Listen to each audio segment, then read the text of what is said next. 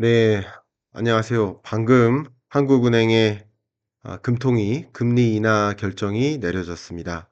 말 그대로 4년 반 만에 금리 인하 결정인데 그 금리 인하의 배경은 무엇이고 그리고 그 금리 인하 이후에 영향은 또 무엇일지, 우리 한국 경제에 어떤 영향을 미칠지, 그런 부분에 대해서 좀 즉시 분석을 해 드리도록 하겠습니다. 제가 지금 방송국 대기실에 좀 와 있는데요.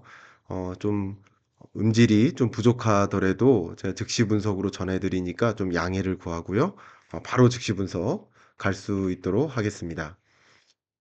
네. 4년 반 만에 기준금리 인하입니다. 20년 5 월에 팬데믹 시절이죠.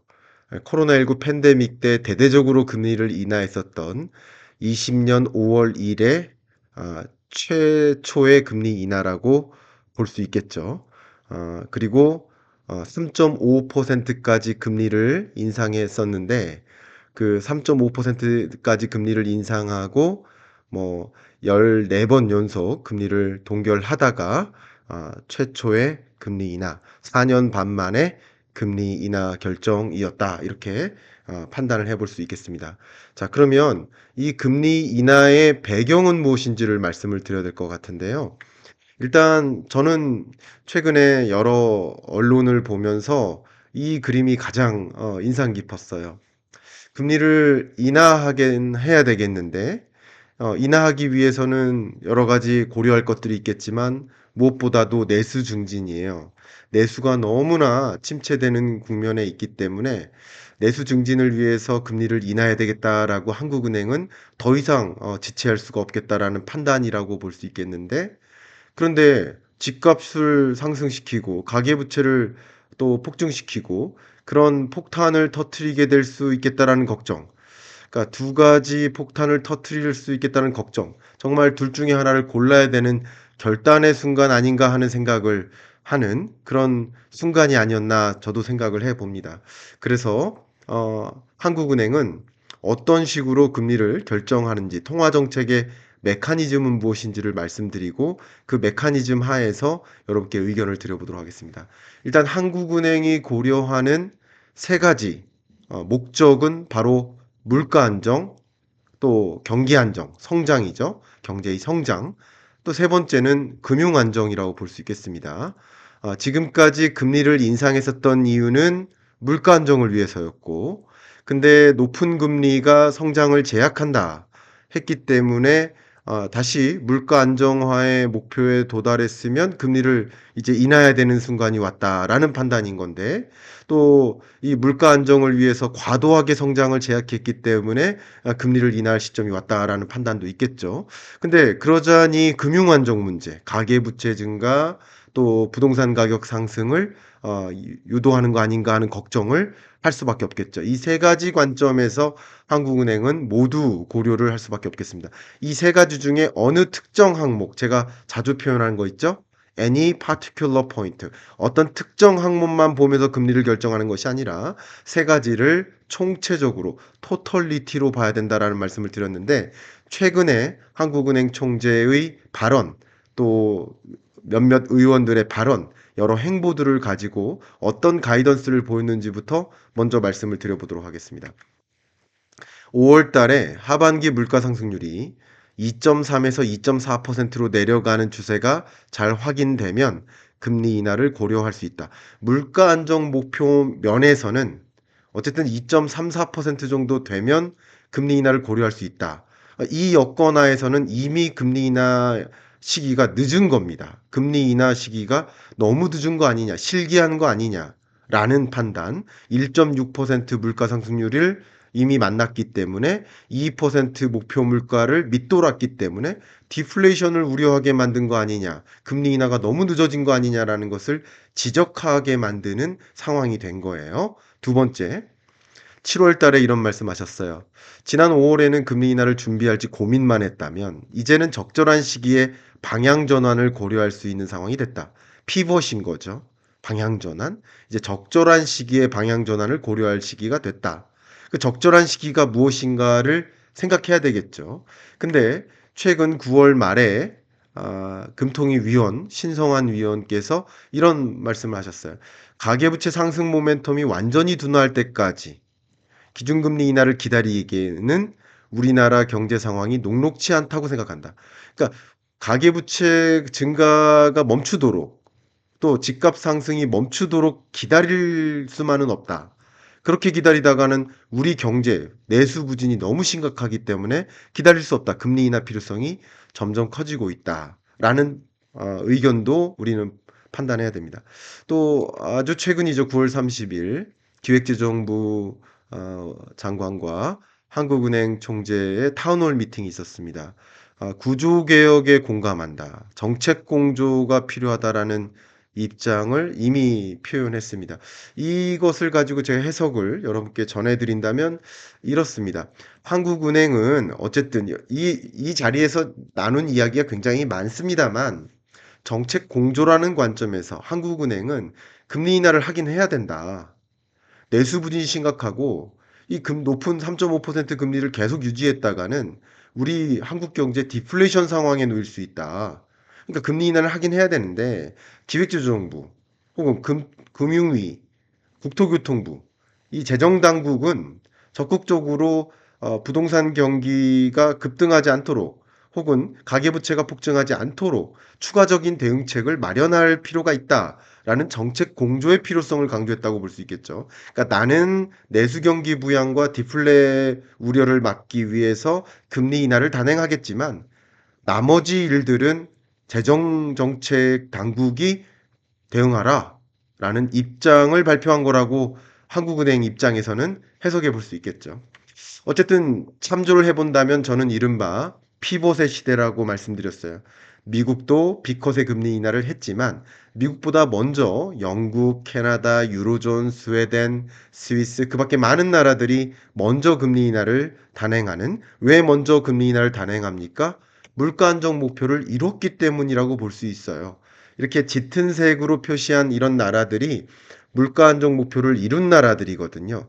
이룬 나라들이 이미 많아졌어요. 이런 상황이니까 물가 안정 목표를 이루기 위해서 금리 인상을 단행했다면 물가 안정 목표 이뤘다면 이제 금리를 정상화하는 금리 정상화의 시대라고 말씀드렸죠.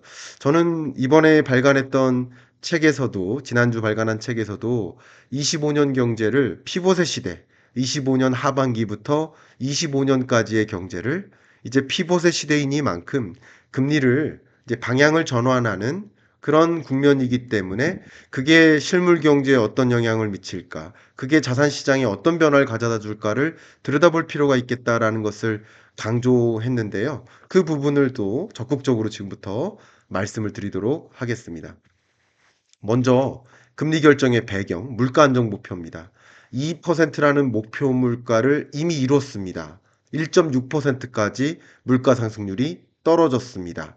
근원 물가 상승률도 2%까지 왔습니다. 결국 목표 물가를 이룬 상태고 이 물가는 심지어 9월 물가니까요. 10월 물가 같은 경우는 더 떨어져 있을 가능성이 있겠다고 볼 수 있어요. 왜 그러냐면 그 소비자 물가에 영향을 미치는 선행 변수격이 수입 물가 상승률인데 수입 물가 상승률이 이렇게 달러 기준, 원화 기준 떨어지는 흐름이고 달러 기준으로는 특히 마이너스 0.8%까지 마이너스이기 때문에 그러면 이런 상황이면 다시 우리가 팬데믹 이전에 경험했었던 디플레이션 우려, 그죠?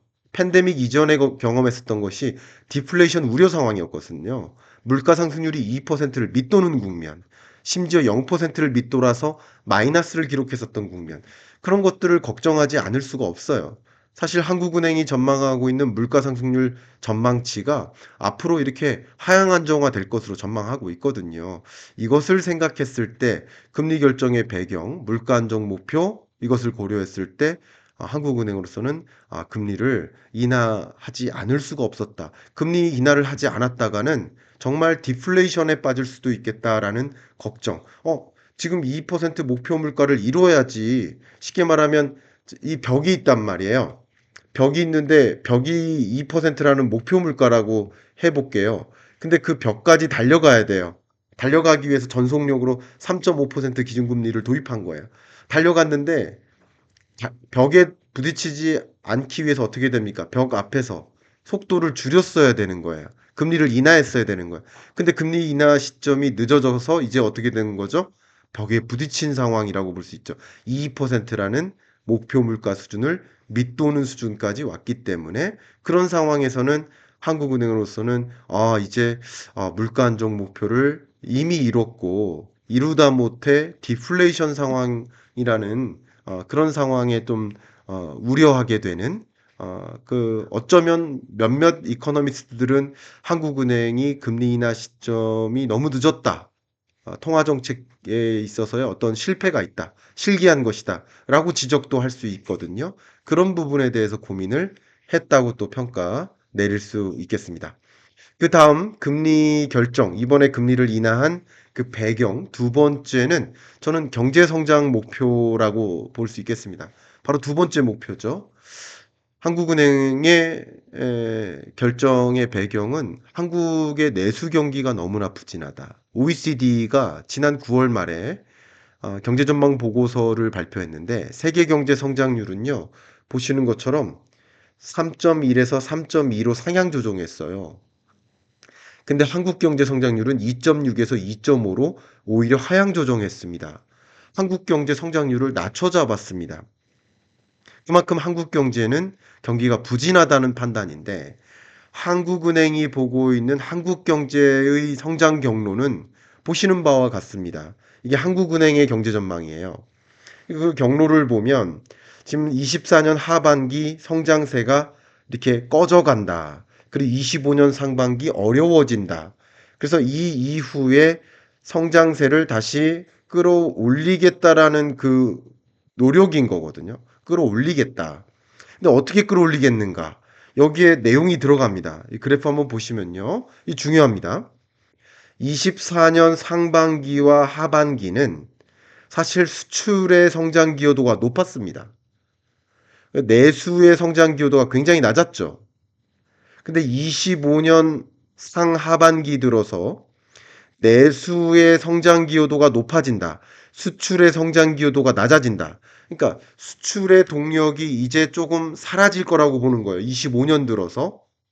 그러면 24년, 25년 성장세를 유지시키려면 내수 성장 기여도가 뒷받침돼야 되는데 지금 한국은행의 전망대로라고 한다면 내수가 뒷받침되어야 하는데 지금 내수가 뒷받침되지 않는 상황이라고 한다면 지금처럼 내수가 부진한 상황이라고 한다면 지금과 같은 한국은행의 경제 전망치는 사실 의미가 없어지는 거예요. 전망이 사실은 불투명해지는 거예요.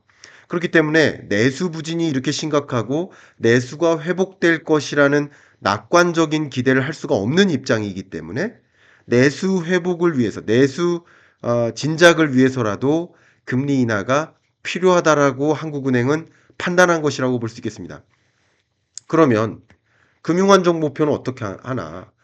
금융안정 목표에서는 우리가 고려할 게 세 가지가 있습니다. 첫 번째가 한미 기준금리 격차죠.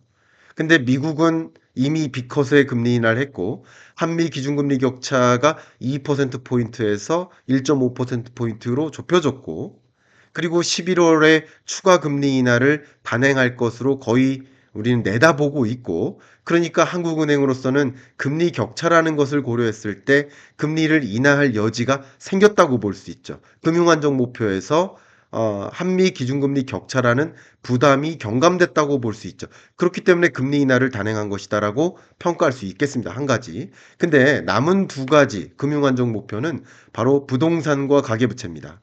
지금 전국 아파트 매매 가격의 상승세가 이어지고 있고 특히 서울과 수도권을 중심으로 가격의 상승세가 뚜렷하게 나타나고 있는데 여기에 만약에 금리를 인하해 버리면 대출 금리가 0.25%포인트 떨어진다면 1년 후에 주택 가격 상승률은 전국 0.43%포인트, 서울은 0.83%포인트 상승할 것이라고 금융안정 상황 이 보고서에서 밝혔거든요. 너무나 유명한 보고서가 되지 않았습니까?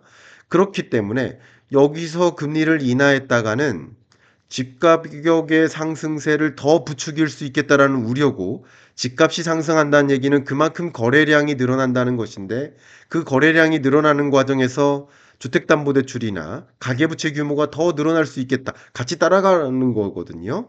그러니까 그런 것을 같이 우려할 수밖에 없는데, 그런데 최근에 발표했었던 이 보고서에서 한국은행은 어떤 자료를 제시했냐면, 최근 주요국들, 앞에 말씀드렸던 피벗의 시대를 맞이한 먼저 금리를 인하했었던 나라들, 그런 나라들이 금융 안정 상황이 어떤지를 확인해 보니까 금융 불안이 사실상 초래되지 않았다.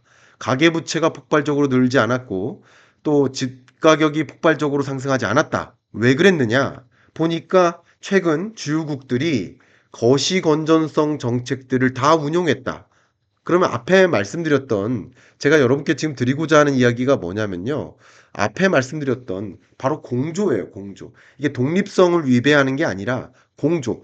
한국은행은 금리 인하를 단행할 테니 거시 건전성 정책을 재정 정책 사이드에서 마련을 하면, 예를 들어서 금융위에서는 금융 규제를 더 강화하고 스트레스 DSR을 더 강화하고, 아니면 3단계를 앞당겨 적용하고, 또 국토교통부는 부동산 규제를 강화하고, 또 부동산 공급 대책들을 더 추가적으로 마련하고, 이런 대책들을 동시에 마련할 때 금리 인하했을 때 나타나는 이런 금융 불안에 대한 부작용들을 막을 수 있다라는 그 주요국들의 거시건전성 정책 운영 현황을 제시한 겁니다. 보고서에서.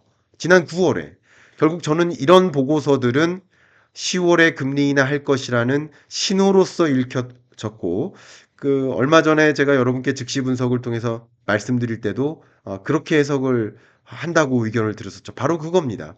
결국 한국은행은 이번 금리 인하는 내수 부진과 디플레 우려를 막기 위해서 어쩔 수 없이 금리 인하를 하긴 해야 되는 것이고, 세계적인 기조인 것이고, 그러나 그것으로 인해 야기되는 그 부작용들은 재정정책 관점에서, 거시건전성 정책 관점에서 해결해야 될 일이다 라는 제안을 하고 있는 것이다 라고 판단할 수 있겠습니다.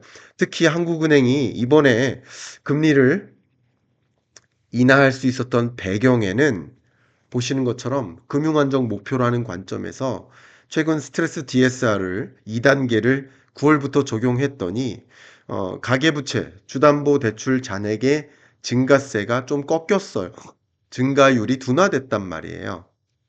결국 이런 것들도 보면, 만약에 가계부채 규모가 스트레스 DSR을 적용했음에도 불구하고 계속 8월 이후로 증가세가 계속 유지됐었다면, 그러면 금리 인하가 좀 어려웠었겠지만, 9월에 적용한 스트레스 DSR 이후 실제 가계부채의 증가세가 주춤하는 것을 보니, 그러니 금리 인하를 좀 해도 되겠네. 물론 금리 인하 이후에 다시 10월, 11월, 12월에 가계부채 증가세가 다시 야기될 수 있겠지만, 그런 부분에 대해서는 금융대책을 통해서 이 증가세를 막아야 된다라는 의견을 한국은행은 우회적으로 제시한 거라고 해석해 볼 수 있겠습니다.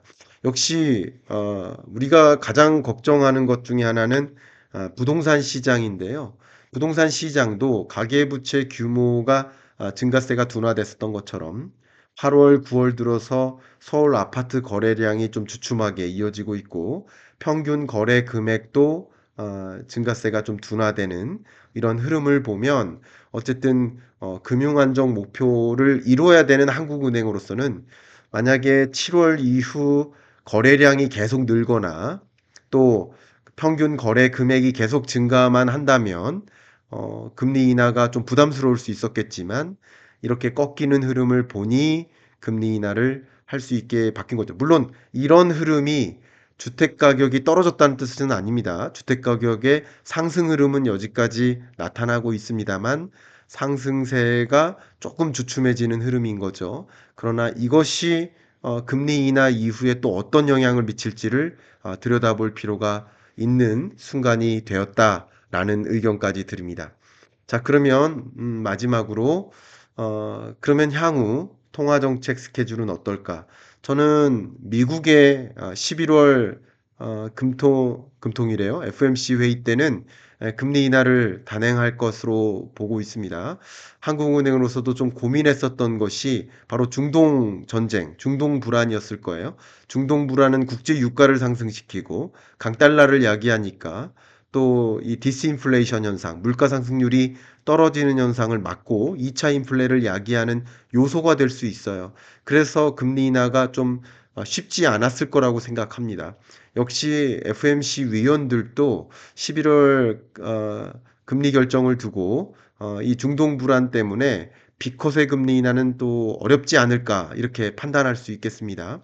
그러나 11월에 금리 인하를 단행하고 12월에 또 베이비컷을 단행하는 이런 FOMC 미팅 향후 남은 두 번의 금리 인하가 어느 정도 예견되고 있는 상황이라고 볼 수 있겠고, 물론 향후 인커밍 데이터가 어떤 시그널을 보여주느냐에 따라서 중동 전쟁이 어떤 식으로 확전되고 그게 물가에 어떤 변수를 주느냐에 따라서 달리 영향을 미치겠지만, 지금의 스탠스로라고 한다면 그렇게 보고 있고, 한국은행은 오늘 4년 반 만의 금리 인하 이후 11월에는 이 금리 인하 이후의 영향들을 지켜보면서 25년 적절한 시점에 금리 인하를 추가적으로 단행할 것을 준비하지 않을까 생각하고 있습니다. 제가 지금 방송을 앞에다 두고 한국은행 금통위 결과를 여러분께 먼저 전달해 드리기 위해서 급하게 준비를 했는데요. 지난주에 발간한 2025년 경제전망서 피벗의 시대, 여러분들이 2025년 경제에 정말 험난한 파도를 헤쳐나갈 수 있는 그런 인사이트를 충분히 찾으실 수 있기를 바라고, 여러분의 성원 덕분에 베스트셀러 4위에 올랐는데요. 그 성원에 보답할 수 있도록 또 채널을 통해서 더 많이 중립적으로 또 치우침 없이 여러분이 또 객관적으로 경기를 판단하실 수 있도록 도움을 드릴 수 있도록 하겠습니다. 오늘 하루도 잘 보내시고요. 이 금리 인하에 따른 그 영향, 앞에 말씀드렸던 부동산 시장에 미치는 영향, 또 가계부채 증가에 미치는 영향은 피할 수 없을 거라고 보는데, 그 부분에 대한 분석은 또 추가적으로 제가 기회가 될 때 차분히 해 드릴 수 있도록 하겠습니다. 그러면 이상 오늘 마무리하고요. 하루 평안히 보내시길 바라겠습니다. 감사합니다.